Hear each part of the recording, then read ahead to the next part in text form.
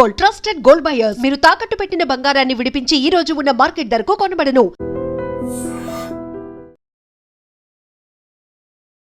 నమస్తే, welcome to I dream. ఇప్పుడు రాజకీయం మొత్తం అంతా బీజేపీ చుట్టే తిరుగుతుంది. మరి తిరుగుతుందా లేకపోతే వాళ్ళే తిప్పుకుంటున్నారా? మరి డౌన్ అవుతున్నాం కదా ప్రజలల్లా. మరి మన ఉనికి చాటుకోవాలంటే ఏదో ఒకటి క్రియేట్ కావాలా అని చేస్తుర్రా? మరి ఇట్లాంటివి కూడా రాజకీయ నాయకులు అందరూ కూడా మాట్లాడుతున్నారు. ఇష్యూ బేస్డ్గా వెళ్దాం. ఎందుకంటే కామారెడ్డి, బాన్స్వాడ, ఆ తర్వాత ఈరోజు నిర్మల్లో కూడా ఒక ఇన్సిడెంట్ జరిగింది. సో ఇట్లా చాలా ఇష్యూస్ అయితే ఉన్నాయి. ఒకసారి మాట్లాడే ప్రయత్నం చేద్దాం. మనతో పాటు డిస్కషన్లో జాయిన్ అవుతున్నారు Bachupally mandal party general secretary Gajjalli Santosh గారు. సార్ నమస్తే, ఎట్లున్నారు సార్? బాగున్నాం. ఎస్ సార్, ఏంటి కామారెడ్డిలో అంటే మీ పార్టీకి సంబంధించిన ఎమ్మెల్యే ఆయన మీద క్లియర్ కట్గా ఆరోపణలు చేసిండ్రు. ఎవరు? అధికార పార్టీకి సంబంధించిన ఒక పెద్ద మనిషి, అక్కడనే కామారెడ్డే నాది అన్నటువంటి షబ్బీర్ అలీ గారు ఆయన కామెంట్ చేశారు. ఏంది, మీ ఎమ్మెల్యే ప్రభుత్వ భూములు కబ్జా చేస్తున్నారు, నా దగ్గర ఆధారాలు ఉన్నాయి రా అని సవాల్ చేసిండ్రు. సార్ సవాల్ చేస్తే ఏమైంది? ఇప్పుడు రావాలా, ఆన్సర్ చేసి పోవాలా అని మీ ఎమ్మెల్యే కూడా చెప్తున్నాడు. ఎందుకు రాణిస్తలేరు? ఎవరు చేస్తున్నారు అంటే రానియకుండా ఎవరు చేస్తున్నారు? ఎక్కడైతే ఆ కామారెడ్డిలో సవాల్ చేసిండో అంటే నిరాధారమైన ఆరోపణలు, అంటే కాట్రపల్లి వెంకటరమణారెడ్డి గారికి వస్తున్న ప్రజాదరణ భరించలేక, ప్రజలలో ఆయనకు వస్తున్న పేరు భరించలేక ఒక తప్పుడు ఆరోపణతో ముందుకు వస్తే ఆ సవాలుని ఆయన స్వీకరిస్తూ అక్కడికి వచ్చి ఏం చెప్పిండు, మీరు కలెక్టర్ ఆధ్వర్యంలో కానీ ఆర్డీఓ ఆధ్వర్యంలో కానీ రెవెన్యూ రికార్డ్స్ తీసుకొని వస్తే నేను ఆన్సర్ చేయడానికి రెడీగా ఉన్నా, మీరు వర్చువల్గానో మీడియా పరంగానో నిరాధారమైన ఆరోపణలు చేస్తే నేను సమాధానం చెప్పడానికి లేను, నేను విత్ గవర్నమెంట్ ప్రూఫ్స్. ఎందుకంటే గత 40 సంవత్సరాల నుంచి అరోరా కాలేజ్ కానివ్వండి, అక్కడ కత్రియా కాలేజ్ కానివ్వండి, తర్వాత ఇప్పుడు డిగ్రీ కాలేజీకి కామారెడ్డి ఎడ్యుకేషనల్ సొసైటీ అండర్లో ఒక గ్రూప్ ఆఫ్ పీపుల్ సొసైటీగా ఉన్నారు. వాళ్ళ అండర్లో మాత్రమే ఆ ఎడ్యుకేషనల్ సొసైటీ కాలేజీలు ఉన్నాయి. అది ఏ వ్యక్తి చేతిలో లేదు. కానీ వీళ్ళు మిస్గైడ్ చేస్తూ ప్రజలకు తప్పుదోవ పట్టియడానికి షబ్బీర్ అలీ గారు, ఆయన అనుచరులు ఎవరైతే ఎన్ఎస్ఏ లీడర్స్ ఉన్నారో వాళ్ళ అనుచరులు ఒక తప్పుడు ఆరోపణ చేశారు. ఒకవేళ ఆయన కబ్జా చేస్తే ఏ ప్రాంతం కబ్జా చేసిండు అక్కడికి తీసుకెళ్ళి చూపిస్తే ఆ ల్యాండ్లో ఏముందనేది కనబడుతుంది కదా. ఇప్పుడు మనము డిజిటల్ జనరేషన్లో ఉన్నాం, మన చేతిలో అడ్వాన్స్ డివైజులు ఉన్నాయి. ఒక ఎంఆర్ఓని తీసుకొని అక్కడికి వెళ్ళి డిజిటల్ సర్వే నెంబర్ మనం ఫోన్లో కొడితే ఏ సర్వే నెంబర్లో ఉన్నామో తెలిసిపోతుంది. ఇప్పుడు మనం కూర్చున్న ఇంటర్వ్యూ ప్లేస్ కూడా ఇదే బంజారా హిల్స్లో ఏ సర్వే నెంబర్లో ఉంది, కానామెట్కు సంబంధించి ఈ షేక్పేట్ సర్వే నెంబర్ తెలిసిపోతుంది. సో మీరు నిప్పు లేదే పొగ రాదు అంటారు సార్. ఎందుకు అంటే ఏదన్నా ఇష్యూ తీసుకోవచ్చు కదా, ఎందుకు భూములకు సంబంధించే ఇష్యూ తీసిండ్రు? మరి అరే డ్యామేజ్ చేయడానికి అమ్మ, ఇమేజ్ డ్యామేజ్ చేయడానికి. నిప్పు లేనిది పొగరాకు కాదు. వాళ్ళ నాన్న అక్కడ కామారెడ్డికి గతంలో మున్సిపల్ చైర్మన్ చేసిండు వెంకటరెడ్డి గారు, అక్కడ దానికి జెడ్పీటీసీ చైర్మన్ చేసిండు. ఇప్పుడు ఆయన సిట్టింగ్ ఎమ్మెల్యేగా ఉన్నాడు. ఆయనకు ప్రజల ఆదరణ వస్తుంది. ఏ అవినీతి చేయనీయట్లేదు, ఏ కాంట్రాక్ట్లో కూడా అవినీతి చేయనీయట్లేదు. ఏ రోడ్ కాంట్రాక్ట్ కానీ, బిల్డింగ్ కాంట్రాక్ట్ కానీ, మున్సిపల్ కాంట్రాక్ట్ కానీ నిజాయితీగా కొట్లాడుతున్నాడు, చేస్తున్నాడు. వాళ్ళకి డబ్బులు సరిపోవట్లేదు. కమిషన్ కాంగ్రెస్ కదా. షబ్బీర్ అలీ గారు గత రాజశేఖర రెడ్డి ప్రభుత్వం నుంచి ఇప్పటిదాకా వాళ్ళు మొత్తం కమిషన్లు వసూలు చేయడమే వాళ్ళ పరమావధి. ఆ కమిషన్లకు అడ్డుపడ్డప్పుడు ఏదో ఒక విధంగా ప్రొటెస్ట్ చేయాలి కదా. అందుకని ఈ ఇష్యూ తీసుకొచ్చిండ్రా? అందుకే ఇంత రచ్చ జరుగుతుందా? 3 రోజుల నుంచి కామారెడ్డి మొత్తం స్తంభించిపోయింది. ఏడై ఉన్న పోలీసులు వాళ్ళు 2 సంవత్సరాల నుంచి ప్లాన్ చేస్తున్నారమ్మా. ఆయన ఎమ్మెల్యే గెలిచినప్పటి నుంచి ఆడ అక్రమాలను అడ్డుకుంటుండు. ఉస్కె మాఫియాను అడ్డుకున్నాడు, స్థానికంగా ఉన్నటువంటి రోడ్ కాంట్రాక్టుల మాఫియాను అడ్డుకున్నాడు, అక్కడ వసూలు చేసే దందాను అడ్డుకున్నాడు. వీళ్ళు ఏదైతే గతంలో గవర్నమెంట్ కాంట్రాక్ట్ ఇస్తామని చెప్పేసి గవర్నమెంట్ పనుల దగ్గర కాంట్రాక్టర్లను వెళ్ళి అభివృద్ధి జరగనీయకుండా, ఈవెన్ ఒక దగ్గర సీసీ రోడ్ క్వాలిటీ వేయకపోతే కూడా వెంకటరమణారెడ్డి గారు వెళ్ళి అడ్డుకొని కలెక్టర్కి ఫిర్యాదు చేసి పారదర్శకంగా పని చేయాలి. ఎవరైతే కాంట్రాక్టర్లు క్వాలిటీ పని చేయించట్లేదు ఇమ్మీడియట్లీ క్యాన్సిల్ చేయించిండు. అది వీళ్ళకు మంట. అరే వీడేంద్రా బాబు మొత్తం వచ్చి మా అక్రమాల పైన అడ్డుపడుతున్నాడు, ఏదో ఒక విధంగా ఈయన ఇమేజ్ డ్యామేజ్ చేయాలి, పబ్లిక్లో ఈయనకు నెగిటివ్ ఇంపాక్ట్ తీసుకురావాలా. ఏ విధంగా తీసుకురావాలా? గతంలో వీళ్ళు కాలేజీ ఎడ్యుకేషనల్ ట్రస్ట్లో ఉన్నారు. సో ఆ ట్రస్ట్లో ఉన్న భూములు ఆల్రెడీ ఇప్పుడు ఇంకోటి వాళ్ళకి అర్థం కావాల్సింది ఏంటంటే, ఆ భూములు కొంతవరకు లీజుకి ఇచ్చినాయి, ట్రస్ట్కే రెంట్లు వెళ్తున్నాయి, మిగతావి ఖాళీగా ఉన్నాయి. ఆల్రెడీ ఇప్పుడు డిగ్రీ కాలేజ్ వాళ్ళు దాన్ని గ్రౌండ్గా వాడుకుంటారు. ఇంకా కబ్జా ఎక్కడ జరిగింది? ఇప్పుడు మనం ఒక మాట అంటున్నప్పుడు దానికి నిజాయితీ ఉండాలి, దాన్ని చూపించగలగాలి కదా. మనం అందుకే ఆయన వచ్చి అక్కడ డిగ్రీ కాలేజ్ దగ్గర చెప్తే వాళ్ళు ఏం చేసేది తెలుసా, వాళ్ళు ఒక మైండ్ గేమ్లో భాగంగా ఆధారాలు లేవు కాబట్టి ఏదో ఒక విధంగా గొడవ క్రియేట్ చేయాలని చెప్పి వాళ్ళ అద్దాలు ధ్వంసం చేయడం. మరి వాళ్ళు ఎందుకు వచ్చారు? ఎమ్మెల్యే ఆయన డిగ్రీ కాలేజీకి వచ్చిండు ఎమ్మెల్యే గారు, ఇంటికి పోవాల్సిన అవసరం ఏముంది? కాంగ్రెస్ ఎవరైతే దాడులు చేసిరో సర్పంచ్ క్యాండిడేట్లు వాళ్ళు ఎమ్మెల్యే గారు ఇంటికి పోవాల్సిన అవసరం ఏముంది? ఆయన సవాల్ చేసింది అక్కడ. నువ్వు ఒక ప్రెస్ క్లబ్కి వెళ్ళి ప్రెస్ మీట్ పెట్టు, అయ్యా ఎమ్మెల్యే గారు మీరు కబ్జా చేసిన స్థలం ఇది, మీ చుట్టాల ఆధ్వర్యంలో ఇంత కబ్జా ఉంది, నీ అనుచరుల ఆధ్వర్యంలో ఇంత కబ్జా ఉంది, పలానా సర్వే నెంబర్లో నువ్వు 100 ఎకరాలు కబ్జా పెట్టినావు, లేదంటే 10 ఎకరాలు కబ్జా పెట్టినావు, నువ్వు గ్రౌండ్కి వాడుకుంటున్నావు, లేదంటే నువ్వు షెడ్ వేసి లీజుకి ఇచ్చినావు, లేదంటే నీ చుట్టాలు అక్కడ టిఫిన్ సెంటర్ నడిపిస్తున్నారు, లేదంటే నువ్వు రెంట్ ఎవ్రీ మంత్ తీసుకుంటున్నావు, ప్రూఫ్ ఉండాలి కదా. ఆ ప్రూఫ్ లేదు కాబట్టే బూమరంగ్ అయింది, కాబట్టే తప్పుడు ఆరోపణ, కాబట్టే దాన్ని ఏదో ఒక విధంగా మనం వెనుకకు తీసుకోవాలనే ఉద్దేశంతో ఒక గొడవ క్రియేట్ చేసింది కాంగ్రెస్ వాళ్ళు. బీజేపీ వాళ్ళు ఎవరి మీద దాడులు చేయలేదు. మొదట కాంగ్రెస్ వాళ్ళు బీజేపీ ఎమ్మెల్యే క్యాంపు కార్యాలయం పైన ఇంటి పైన దాడులు చేయడానికి వస్తే ప్రొటెస్ట్ చేశారు. ఒక ఎమ్మెల్యే పైన లక్షల జనాలు, ఒక రేవంత్ రెడ్డిని కేసీఆర్ను ఓడగొట్టిన తెలంగాణలో క్రేజెస్ట్ ఎమ్మెల్యేకే లా అండ్ ఆర్డర్ ప్రభుత్వంలో ప్రొటెక్షన్ లేనప్పుడు ప్రజలు పోలీసులు అడ్డుకోలేరు కాబట్టి మా కార్యకర్తలు ఆయన ప్రొటెస్ట్ చేయలేరు. ప్రాణదాడి జరిగితే, ఎవరైనా దాడి జరిగేదైనా ఏమైనా శరీరం పైన దాడి జరిగితే ఇప్పుడు అదే అంటున్నారు కదా, మా ఎమ్మెల్యేని చంపే కుట్ర జరుగుతోంది. అవును, అంతే. అంటే ఇప్పుడు వాళ్ళు అటెంప్ట్ మర్డర్ చేసినట్టు వాళ్ళ మీద నాన్ బెయిలబుల్ కేసులు పెట్టి మీరు ఇమ్మీడియట్లీ లోపటేయాలి. అది ఎవరైనా కానీ, ఏ పార్టీలైనా కానీ, ఈవెల్ మా వాళ్ళు ఉండని వాళ్ళు ఉండని, ఎమ్మెల్యే పైన అంటే ఒక నియోజకవర్గంలో ఆల్మోస్ట్లీ మొదటి పర్సన్, ప్రజలకి రక్షణ కూడా ఎమ్మెల్యేకే భద్రత లేకపోతే సామాన్య జనాలకు ఎట్లుంటుంది? మీరు ఇంకా ఇదొక్క సంఘటన కాదు, మీరు ఇప్పుడు న్యూస్లోనే చూస్తూనే ఉన్నారు. బాన్సువాడలో కానీ, నిర్మల్లో కానీ, నాగర్ కర్నూల్లో కానీ. అవును, ఏంది ఇది వరుసగా ఎందుకు? ఇప్పుడు కామారెడ్డిలో మళ్ళీ బాన్స్వాడ ఉంది. బాన్స్వాడలో చిన్న పాటకు సంబంధించిన గొడవ అంత పెద్దగా చేయాల్సిన భయం లేదమ్మా.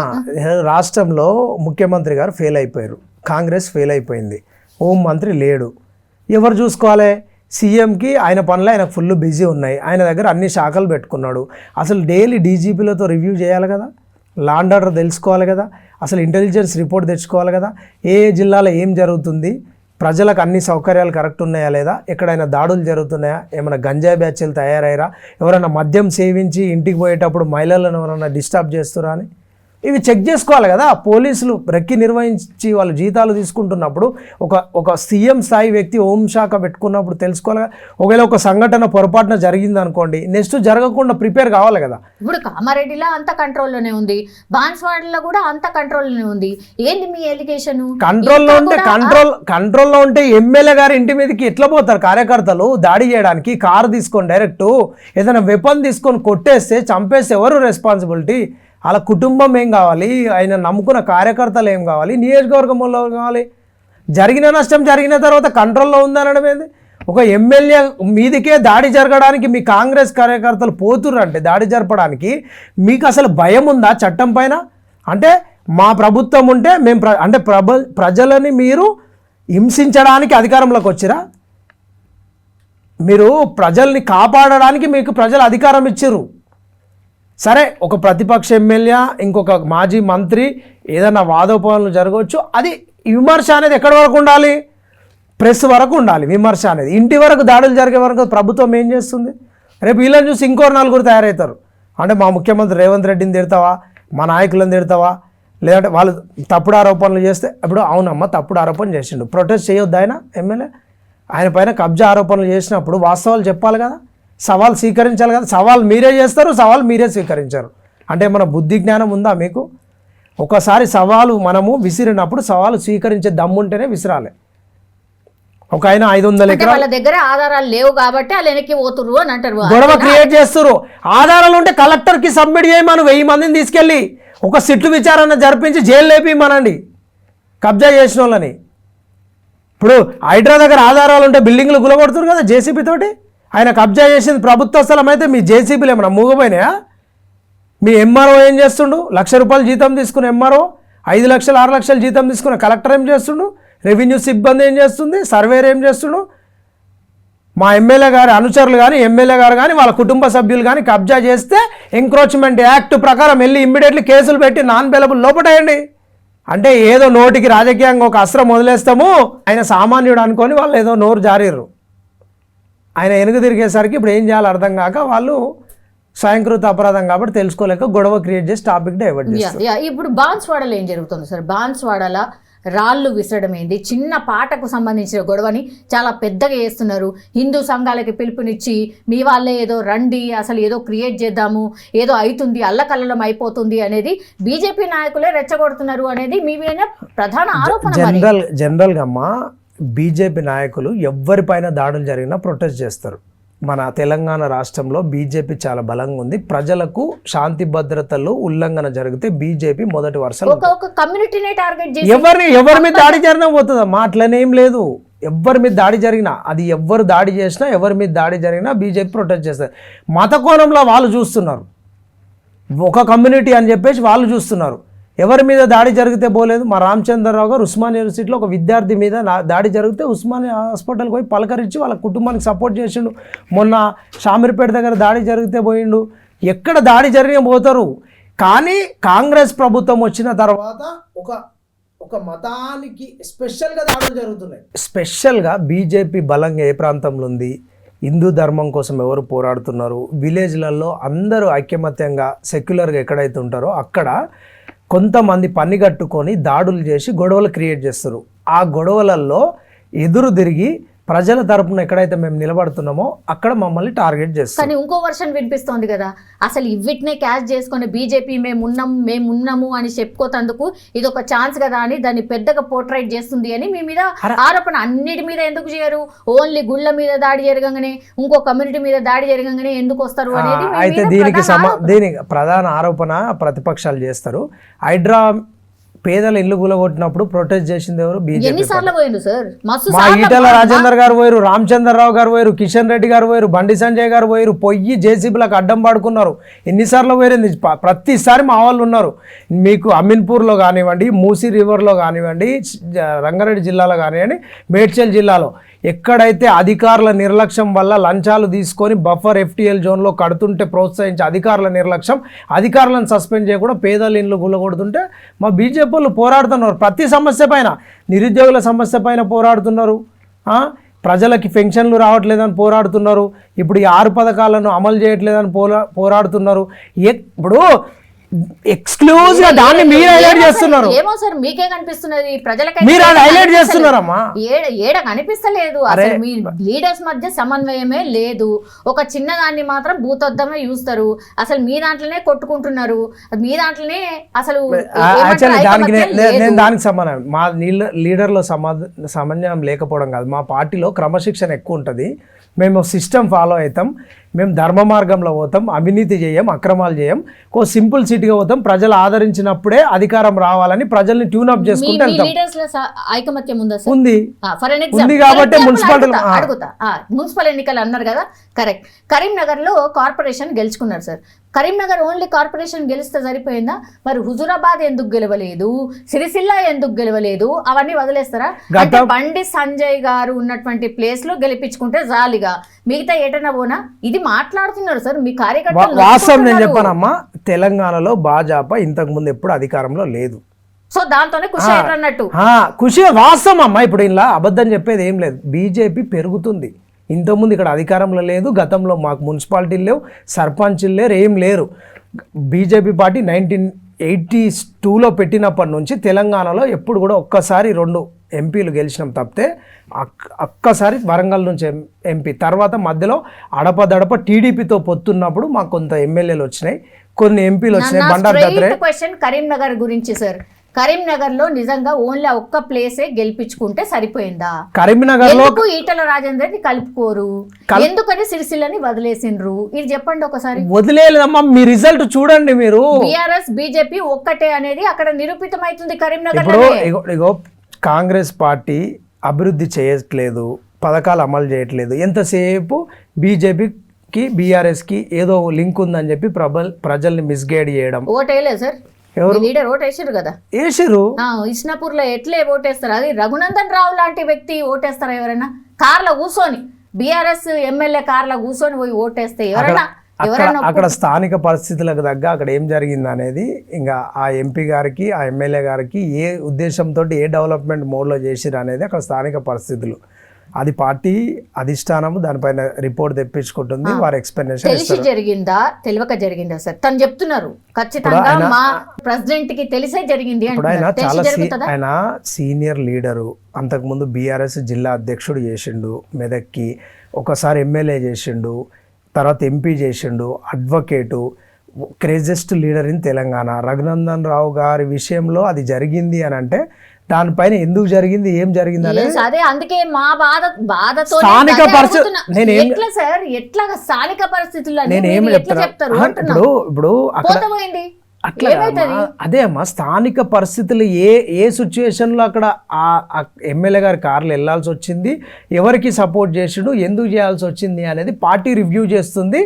దానికి తగ్గ ఇప్పుడు ఒకటి ఉంటుందమ్మా, ధర్మం కోసం దేశం కోసం ఒక మంచి పని జరగడం కోసం శ్రీకృష్ణుడే చెప్పిండు భగవద్గీతలో, ఒక మంచి పని జరుగుతున్నప్పుడు ఒక సిచ్యువేషన్లో మనం కొంచెం తగ్గినా తప్పు లేదు, ఒక సిచ్యువేషన్లో ఒక ప్రాణం నిలబడుతుంది అన్నప్పుడు మనం అగ్రెసివ్గా పోయినా తప్పు లేదు అని. ఆ ధర్మం కోసం అనేది మీ పైన ప్రధాన అక్కడ ఆయనకి ధర్మబద్ధంగా స్థానిక పరిస్థితులలో ఏ సిచ్యువేషన్లో ఏం చేయాల్సి వచ్చింది అనేది ఎంపీ గారికి మాత్రమే తెలుసు. ఇప్పుడు దానిపైన నేను కామెంట్ చేసాను, ఎందుకంటే ఇంటర్నల్గా ఆయన ఎందుకు సపోర్ట్ చేయాల్సి వచ్చింది, ఎందుకు వెళ్ళిండు అనేది పార్టీకి ఆయన రిపోర్ట్ ఇస్తాడు. రేపు ఏదో ఒక ప్రెస్ మీట్లో రఘునందన్ రావు సార్ చెప్తాడు. ఈవెన్ మన ఐడ్రీమ్ స్టూడియో కూడా రెగ్యులర్ ఏం చెప్తారు చెప్పండి. ఇప్పుడు ఎందుకు సపోర్ట్ చేయాల్సి వచ్చింది, స్థానిక పరిస్థితులలో ప్రజల ఇష్టం మేరకు అక్కడ ఎందుకు చేయాల్సి వచ్చింది, అక్కడ ఎందువల్ల మనకు రిజల్ట్ రాకపోతే మన ప్రత్యర్థి పార్టీ క్యాండిడేట్కి మనం ఎందుకు సపోర్ట్ చేసినామా, ప్రపోజల్ చేసినామా, ఇండైరెక్ట్గా చేయమని చెప్పినామా అనేది ఏం జరిగింది అనేది ఆ సార్ చెప్తాడు. ఈటల రాజేందర్ గారు కాంగ్రెస్ కి ఓట్ వేసిండ్రు అంటున్నారు, ఎక్స్ అఫిషియో ఓట్ ఉంది వెయ్యలేదు అని ఒకటి అంటున్నారు. ఆయన ఎక్స్ అఫిషియో ఓట్ కింద నమోదు చేసుకున్నారు కానీ ఓట్ వేయలేదు. షూరా సార్? షూర్ వేయలేదు, కామ్గా ఉండొచ్చు, మేబీ వేయలేదు. ఒక్క రఘునందన్ రావు గారు మాత్రమే వేసారు, అంతేనా? దానికి కూడా ఇంకా అథెంటికేషన్ లేదు, మేబీ పార్టీ రిపోర్ట్ లో వస్తే తెలుస్తుంది. ఉంది సార్, మీరు మరి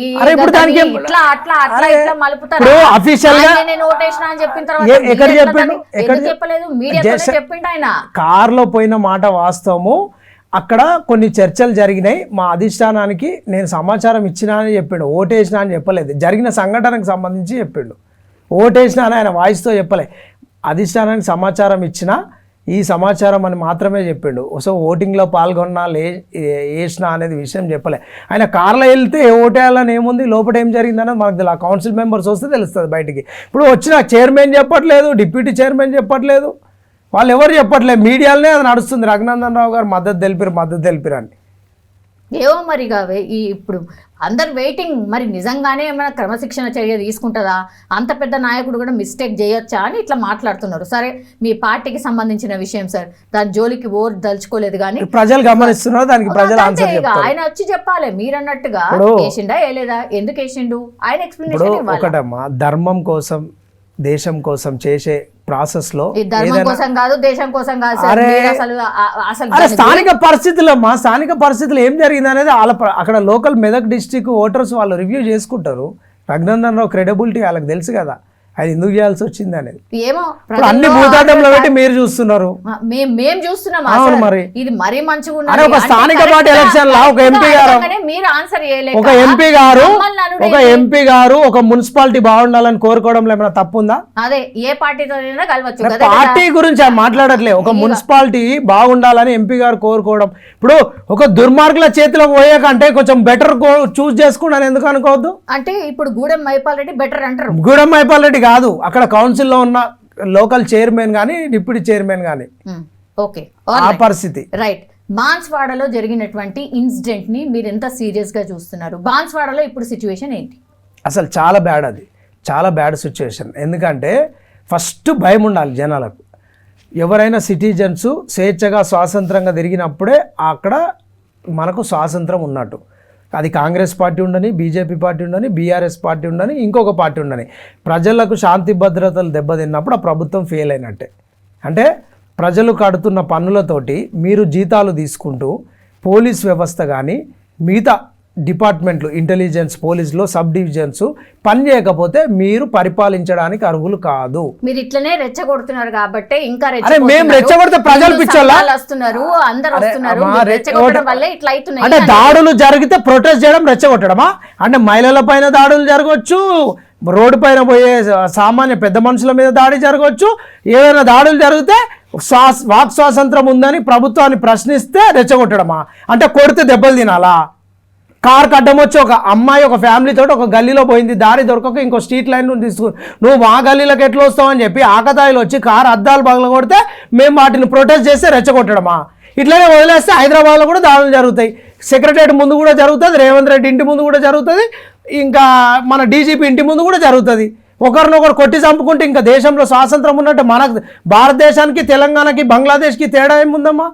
ఇట్లనే వదిలేస్తే బంగ్లాదేశ్లో ఎట్లయితే దాడులు జరుగుతున్నాయో పెట్రోల్ పోసి తగలబెడుతున్నారో ఈ తెలంగాణలో కూడా రావణ కష్టం జరుగుతుంది.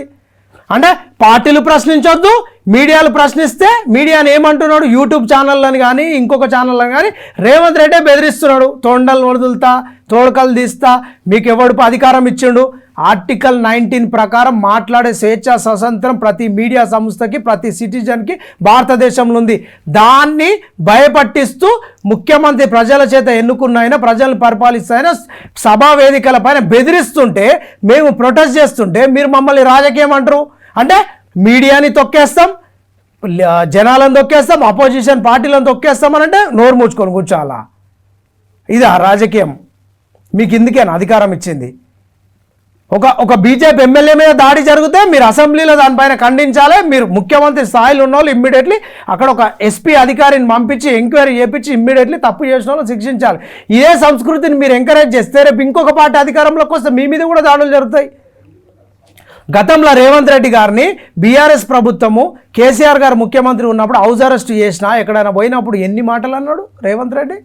రాక్షసుని పరిపాలన అన్నాడు, దొరల పరిపాలన అన్నాడు, ఇది ఒక పోలీస్ రాజ్యం అన్నాడు. మరి ఇప్పుడు మీరు చేస్తుందండి? మీరు దాడులు జరిగితే వాళ్ళని కేసులు పెట్టండి, వాళ్ళని లోపల పంపండి.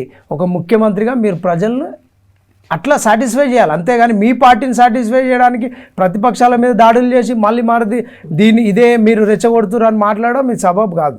మేము రెచ్చగొడితే మీరు ఎక్కడైనా ప్రూఫ్స్ ఉంటే చూపించండి. ప్రజలకు ఎక్కడైతే కష్టం వస్తుందో, ప్రజలపైన ఎక్కడైతే దాడులు జరుగుతాయో, ఎక్కడైతే శాంతి భద్రతలు దెబ్బతింటాయో అక్కడ భాజపా 100% ఇప్పుడు పోరాడుతుంది, భవిష్యత్తులో కూడా పోరాడుతుంది. దీనిలో మేము క్లారిటీగా ఉన్నాం. ఓకే ఇప్పుడు బీజేపీ యొక్క నెక్స్ట్ ప్లాన్ ఏంటంటే, అంటే మీరేదో రాష్ట్రంలో అధికారంలోకి వస్తాము అనేటువంటి మాట చెప్తున్నారు కానీ దానికి తగ్గట్టుగా చేతలు ఏడ కనిపిస్తలేవే. ఇప్పుడు జిహెచ్ఎంసీ రాబోతోంది సార్, మీరు బాజ్పల్లిలో యాక్టివ్ మెంబర్గా ఉన్నారు అండ్ మీరు ఫైట్ చేస్తున్నటువంటి సందర్భం అయితే కనిపిస్తోంది. బాజ్పల్లిలో ఏం జరుగుతోంది? బాజ్పల్లి ఒకప్పుడు గ్రామ పంచాయతీ నుండి మున్సిపాలిటీ కార్పొరేషన్ చేసి నిజాంపేట కార్పొరేషన్ అని చేసి ఒక 5 సంవత్సరాలు టర్మ్ అయింది. తర్వాత ఊటిన అక్కడ కూడా ఏం డెవలప్మెంట్ కాలేదు బీఆర్ఎస్లో కూడా. ఇమ్మీడియట్లీ వీళ్ళు ఇప్పుడు జిహెచ్ఎంసీలో కలిపారు. ఆ డిలిమిటేషన్లో అది ఒక షేర్లింగంపల్లి సైబరాబాద్ కార్పొరేషన్ అంటున్నారు. ప్రజెంటు ఆ ఏరియాలో జనాలకి మంచినీటి సరఫరా సక్రమంగా లేదు. మనం చెప్పడం లేదు. 3 డేస్కి 4 డేస్కి ఒకసారి వస్తుంది. అప్పుడప్పుడు పొల్యూటెడ్ వాటర్ వస్తుంది. ఇంకా ప్రధాన సమస్య దోమలు. అసలు మనుషులు ఎట్లయితే అక్కడ అసలు బయట తిరిగే పరిస్థితి లేదు, విష జ్వరాలు వస్తున్నాయి. ఇంకా అండర్గ్రౌండ్ డ్రైనేజ్ అయితే రెగ్యులర్గా పొంగుతుంటుంది. ఎందుకు అనంటే పీపుల్కి ఎంత రిక్వైర్మెంట్ ఉందో అంత కావాల్సినంత ఇన్ఫ్రాస్ట్రక్చర్ లేదు. సో పాపులేషన్ పెరిగిపోయింది, 1000 అపార్ట్మెంట్స్ వచ్చినాయి. సో మీ దగ్గర కూడా హై రైజ్ అపార్ట్మెంట్లు ఉన్నాయా? చాలా ఉన్నాయి, కొన్ని వందల హై రైజ్ అపార్ట్మెంట్స్. అత్యంత డేంజరస్ గా మారిపోయిందంట కదా high rise apartments. High rise apartments parking, బయట విజిటర్స్ పార్కింగ్ చేసుకోవడానికి ప్లేసెస్ లేవు, పార్కులు సరిపోవట్లేదు, డ్రైనేజ్ సిస్టమ్ వాళ్ళు వాడిన వాటర్ పోవడానికి సెవరేజ్ సిస్టమ్ కరెక్ట్ లేదు.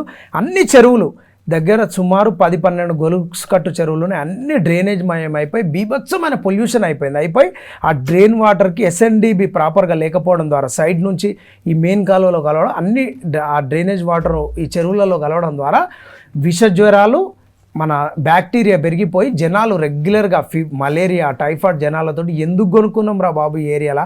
అసలు గవర్నమెంట్ ఉందా లేదా? ఎందుకంటే ప్రతి ఇంటికి పన్ను వసూలు చేస్తారు, కడుతురు కూడా. 90% రేటు మాకు నిజాంపేట్ గత కార్పొరేషన్ ఇప్పుడు జిహెచ్ఎంసీలో కలిసి 90% హౌస్ ట్యాక్స్ కడుతున్నారు అక్కడ. సో అక్యురేట్గా ఉంది పీపుల్ నుంచి. కానీ గవర్నమెంట్ వాళ్ళకు రిటర్న్ ఇవ్వాల్సిన స్కీమ్స్ ఇవ్వట్లేదు. అంటే జస్ట్ పేపర్లో ఉంటుంది, రియాలిటీలో ఉన్నట్లే. ఇక రోడ్స్ అంటావా, ఎక్కడికక్కడ సీసీ రోడ్లు పగిలిపోతున్నాయి. ఎందుకు దవ్వుతున్నారో అర్థమవుతలే, ఎందుకు లైన్స్ వేస్తున్నారో. కాంట్రాక్టర్ల దగ్గర కమిషన్లు తీసుకొని అవసరం లేని చోట రోడ్లు దవ్వుతున్నారు, వేస్తున్నారు. జనాలకు నిజంగా రిక్వైర్మెంట్ ఉన్న దగ్గర రోడ్లు వేయట్లేదు. ఒక అస్తవ్యస్తమైన పరిపాలన. ఏమో బాజ్పల్లి అంతా కూడా బాగా డెవలప్ అయింది, అసలు అద్భుతంగా అయిపోయింది అని చెప్పుకుంటారు కదా నాయకులందరూ కూడా. అంటే బిల్డింగ్స్ పరంగా డెవలప్ అయింది, కానీ మున్సిపాలిటీ పరంగా ఇన్ఫ్రాస్ట్రక్చర్ డెవలప్ కాలేదు. పీపుల్ ప్రాపర్టీస్ కొనుక్కున్నారు, పీపుల్ పర్సనల్గా వెల్త్ పరంగా డెవలప్ అయ్యారు, సిటీ డెవలప్ కాలేదు, పొల్యూషన్ పెరిగిపోయింది. మీకు బాచుపల్లిలో బొల్లారం ఇండస్ట్రియల్ ఏరియా మీరు రెగ్యులర్గా చూస్తున్నారు.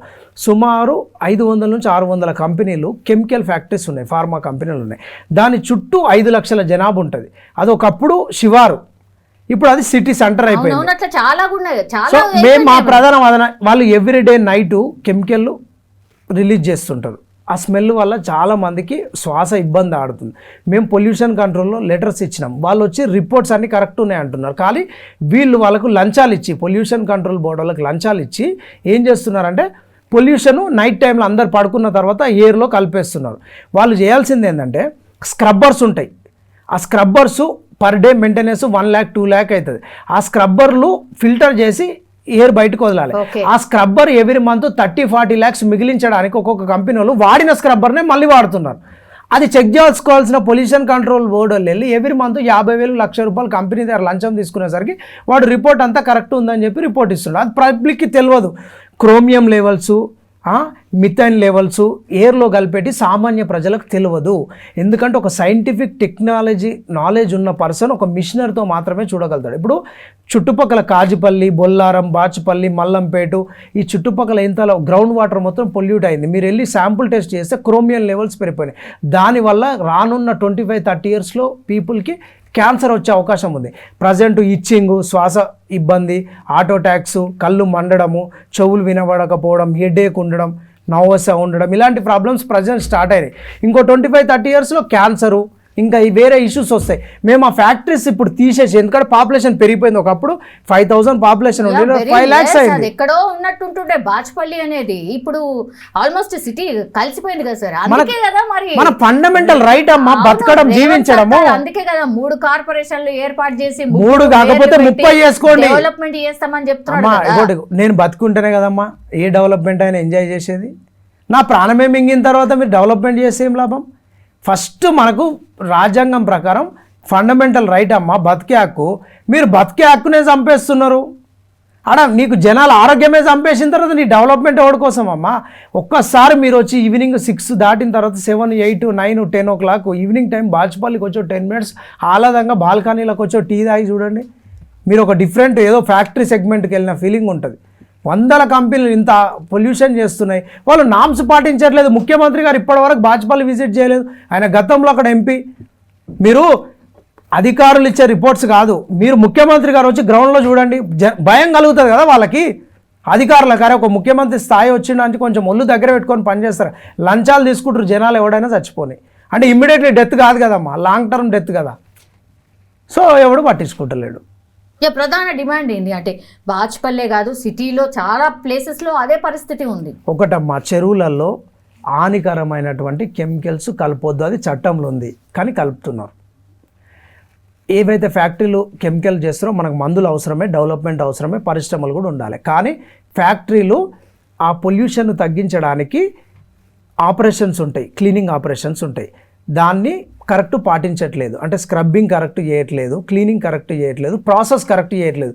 ఆ ప్రాసెస్ చేస్తే వాళ్ళకి అయ్యే అదనపు ఖర్చును తగ్గించుకోవడానికి, అంటే టోటల్ కంపెనీ వచ్చే ఇయర్ లాభాలు తగ్గించుకోవడానికి, అంటే లాభాలు పెంచుకొని ఖర్చులు తగ్గించుకోవడానికి అవినీతికి పాల్పడుతున్న అధికారులను వెంటనే సస్పెండ్. జనాలకి ప్రాణాలు ఇంపార్టెంట్ కాబట్టి పొల్యూషన్ కంట్రోల్ బోర్డును ఒక సెంట్రల్ మినిస్టర్ ఎట్లయితే పొల్యూషన్ కంట్రోల్ బోర్డును అడ్మిన్ చేస్తాడో అట్లా ఇక్కడ ముఖ్యమంత్రి స్థాయి లేదంటే ఒక మంత్రి స్థాయి వాళ్ళు పొల్యూషన్ కంట్రోల్ బోర్డుకి హెడ్గా ఉండి పొల్యూషన్ని మానిటరింగ్ చేయాలి. పొల్యూషన్ని మానిటరింగ్ చేస్తే అది ప్రాథమిక హక్కులో ఒక భాగం కాబట్టి ఇమ్మీడియట్లీ అధికారులు ముందుకోండి. ఇంకోటి, మొత్తం మీరు ఎట్లయితే హైడ్రాని ఛాలెంజింగ్గా తీసుకొని మేము చెరువులను కాపాడుతున్నామంటారో పరిశుభ్రమైన వాతావరణం అందించడానికి మీరు అవసరమైతే ఈ ఫ్యాక్టరీల పొల్యూషన్ హైడ్రాకి అప్పచెప్పి ఒక రిటైర్డ్ సైంటిఫిక్ ప్రొఫెసర్ని తీసుకొచ్చి దానికి హెడ్గా పెట్టండి. హైడ్రాకి ఎట్లయితే రంగనాథ్ గారిని పెట్టారో అట్లా హెడ్డును పెట్టండి. ఆటోమేటిక్ హైదరాబాద్లో పొల్యూషన్ తగ్గుతుంది. మీకు చిత్తశుద్ధి లేదు, ఫ్యాక్టరీలు ఇచ్చే లంచాలు తీసుకునే కమిషన్లు తీసుకునే దానిపైన రేవంత్ రెడ్డి గారే చెప్తున్నారు కదా, మేము గ్యారంటీ ఒక క్లీన్ సిటీ అట్లాగే ఒక గ్రీన్ సిటీని మేము ఏర్పాటు చేస్తామని చెప్తున్నారు కదా. అది వర్చువల్ గా, ఎందుకు నమ్ముతలేరు? వర్చువల్ కాదమ్మా, రియాలిటీలో లేదు, పేపర్ల వరకే ఉంది. మా బాధ అదే కదా. మీరు బాచుపల్లిలో ఇప్పుడు అమ్మ మేమంటే రాజకీయ నాయకులం, ఏదో రాజకీయంగా ఉన్నాం కాబట్టి కొన్ని సందర్భాల్లో ప్రతి విమర్శలు చేస్తాం. సామాన్య జనాలు వచ్చి ప్రొటెస్ట్ చేస్తారు కదా స్వచ్ఛందంగా, వాళ్ళకేం పని లేదా? సాఫ్ట్వేర్ ఇంజనీర్లు, ప్రైవేటు టీచర్లు, ప్రొఫెసర్లు, ఫ్యాకల్టీ మెంబర్సు, చిన్న చిన్న జాబులు చేసుకునేటోళ్ళు సాటర్డే సండే చిన్న పిల్లల్ని తీసుకొని వచ్చి ప్లకార్డులు పట్టుకొని బాచుపల్లి పరిసర ప్రాంతాల్లో మల్లంపేట, బొల్లారంలో ప్రొటెస్ట్ చేస్తున్నారు. వాళ్ళు కూడా రాజకీయ పబ్బం గడుపుకోవడానికి చేస్తురా? ఇది మీ కళ్ళకు కనిపించట్లేదా? పరిశుభ్రమైన గాలి, ఇప్పుడు అమీర్పేటలో ఉన్న గాలి, జూబ్లీహిల్స్ ఉన్న గాలి బాచుపల్లిలో లేదనే కదా మా బాధ. మీరు నిజాలు తెలుసుకోకుండా ఇది ప్రతిపక్షాల కుట్ర అంటే, ఇప్పుడు మీరు అధికారంలో లేకపోతే మీకు పొల్యూషన్ కనపడుతుంది, మీరు అధికారంలోకి వస్తే మీకు పొల్యూషన్ కనబడతలేదా? ఇప్పటికైనా ప్రభుత్వం ఒక్కసారి బాచుపల్లికి వచ్చి ఒక కమిటీ చేసి రివ్యూ చేయాలని చెప్పి ప్రజల తరఫున మేము పోరాడుతున్నాం. Yes sir. Thank you sir. Thank you so much. And for more videos, Please subscribe to iDream. Please subscribe to iDream. Please subscribe iDream. And please subscribe to iDream. For more videos, subscribe to iDream. please like, share and subscribe to the channel. Congratulations, iDream. Subscribe to iDream. Subscribe to iDream. So subscribe to iDream Media. iDream team andarki huge congratulations. Please subscribe iDream Media. Please subscribe to iDream. Subscribe iDream. Please subscribe to iDream. iDream అంటే నా కళల ఛానల్ను subscribe చేసుకున్న నోరు తిరుగుతలేదు, మీరైతే గంట గుర్తు కొట్టండి. For more such videos, please subscribe to iDream. Subscribe to iDream. Please subscribe to iDream. Please subscribe iDream Media. Please do subscribe to iDream. Please subscribe to iDream Media. For best entertainment and information, please subscribe iDream. And don't forget to subscribe to iDream.